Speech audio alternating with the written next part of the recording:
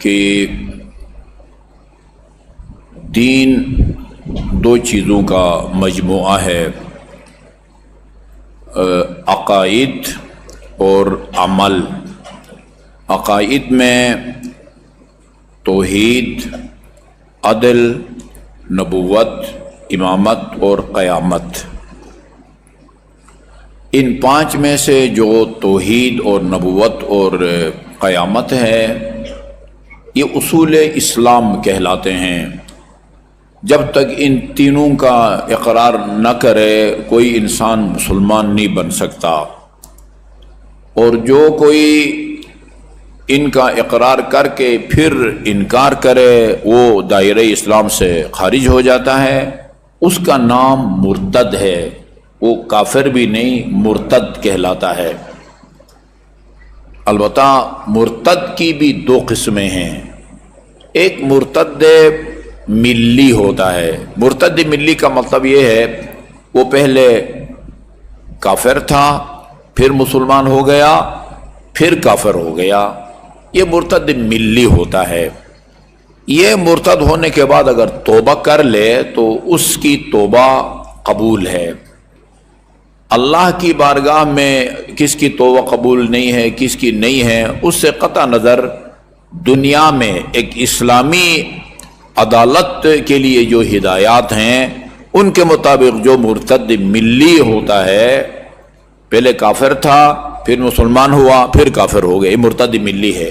یہ اگر توبہ کر لے اس کی توبہ قبول ہے، یعنی اس کو پھر مرتد والی سزا نہیں ملے گی۔ مرتد فطری اسے کہتے ہیں کہ جس کے والدین دونوں یا دونوں میں سے ایک مسلمان ہو اور یہ سیدھا اسلام سے وہ جو ہے نا وہ نکل جائے، خدا کا انکار کر دے، رسول کا انکار کر دے، قیامت کا انکار کر دے، یہ مرتد فطری کہلاتا ہے۔ مرتد فطری کی توبہ قبول نہیں ہے، دنیا میں اس کی توبہ قبول نہیں ہے۔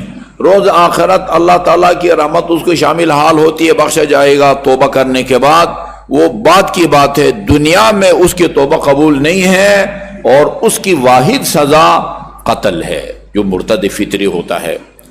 اس کی بہترین مثال، ناقابل فراموش مثال، وہ سلمان رشدی ہے۔ سلمان رشدی، اس کے والدین مسلمان تھے اور وہ شیطانی کتاب لکھ کے انتہائی وہ کتاب خدا کے بعد جس کتاب کو ہمارے مسلمان بھائی وہ قرآن کے بعد سب سے معتبر کتاب کہتے ہیں، لکھتے ہیں، اس کی روشنی میں کتاب لکھی اور وہ مرتد ہو گیا، اور امام خمینی نے اس کی قتل کا وہ فتویٰ صادر کر دیا۔ آج تک وہ فتویٰ اس کا پیچھا کر رہا ہے، اور پتہ نہیں شاید کروڑوں پاؤنڈ ابھی تک اس کی حفاظت اور سیکورٹی کے لیے برطانیہ کی حکومت خرچ کر چکی ہے۔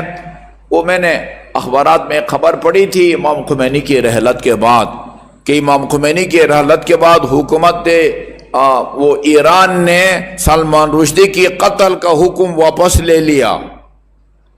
یہ حکومت کے اختیار میں نہیں ہے، یہ ایک خدا کا حکم ہے جس کا انہوں نے اعلان کیا ہے۔ مرتد فطری یہ کافر ہے جب تک ان تین کا اقرار نہ کرے، تین عقیدوں کا، توحید، عدل، نبوت اور قیامت، مسلمان نہیں بن سکتا۔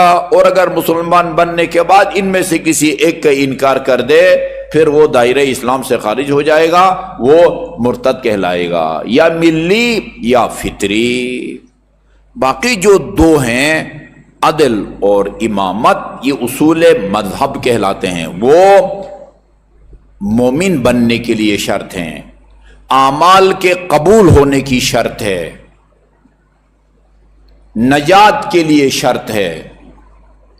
اس لیے رسول خدا صلی اللہ علیہ وآلہ وسلم نے فرمایا، اللہم صلی علی محمد وآل محمد، من سرہ ان یحیی حیاتی، جو شخص یہ چاہتا ہے کہ اس کو میں محمد صلی اللہ علیہ وآلہ وسلم جیسی زندگی نصیب ہو، وہ یموت مماتی، اور اسے میری موت جیسی موت نصیب ہو، وَيَسْكُنَ جَنَّةَ عَدْنٍ الَّتِي غَرَسَهَا اللَّهُ بِيَدِهِ، اور اس جنت میں جا کے رہنا چاہتا ہے جس کو اللہ نے اپنے دست قدرت سے، جس کے پھلدار درختوں کو اللہ تعالیٰ نے اپنے دست قدرت سے وہ لگایا ہے، فَلْيُوَالِ عَلِيًّا، اس کو چاہیے کہ وہ علی کی ولایت کا اقرار کرے۔ امیر مومنین کی ولایت کے بغیر نہ اعمال قبول ہے، نہ نجات مل سکتی ہے۔